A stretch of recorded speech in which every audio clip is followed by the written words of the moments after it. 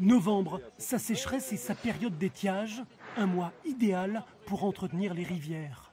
Dans ce cric, les représentants de bureaux d'études et de sociétés d'ingénierie rurale vont recevoir un cours d'eau, ou plutôt une formation au génie végétal, pour éviter l'érosion des berges. Ces techniques n'ont rien de révolutionnaire, rien d'innovant, c'est des techniques ancestrales. Nos anciens entretenaient les cours d'eau, avaient bien compris que c'était un intérêt qui était capital. Donc le génie végétal, on utilisait une partie du nettoyage du cours d'eau pour replanter ou pour structurer, renforcer en aval ou en amont, à proximité. Ça évitait des importations coûteuses de cailloux, de matériaux artificiels. Pour éviter ces coûteux chantiers d'enrochement, il n'y a qu'à se servir, recycler la végétation pour, par exemple, réaliser ces fascines. Ces fagots de bois arrimés à la base des berges vont éviter l'érosion. L'idée est de ralentir l'eau sans jamais l'arrêter et surtout d'empêcher le travail de sable du courant.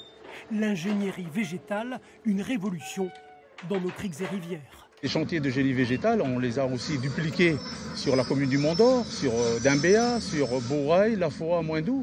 Donc ces techniques-là, vont sensibiliser les communes, puisque pour l'instant c'est la Nouvelle-Calédonie et la province qui financent, qui mettent des sommes considérables pour l'entretien et l'aménagement des berges et des cours d'eau. Mais il faudrait aussi d'autres acteurs qui interviennent là-dedans. Chaque année, les dizaines de millions économisés sur l'enrochement pourraient permettre de lancer ces chantiers verts.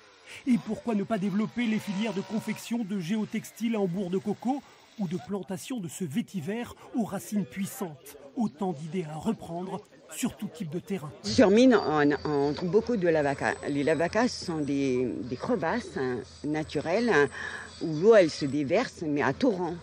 Et nous on gère cette eau pour ne plus qu'elle descende à toute vitesse en faisant des parois de seuil en bois ou en installant des fascines en travers de ces lavacas.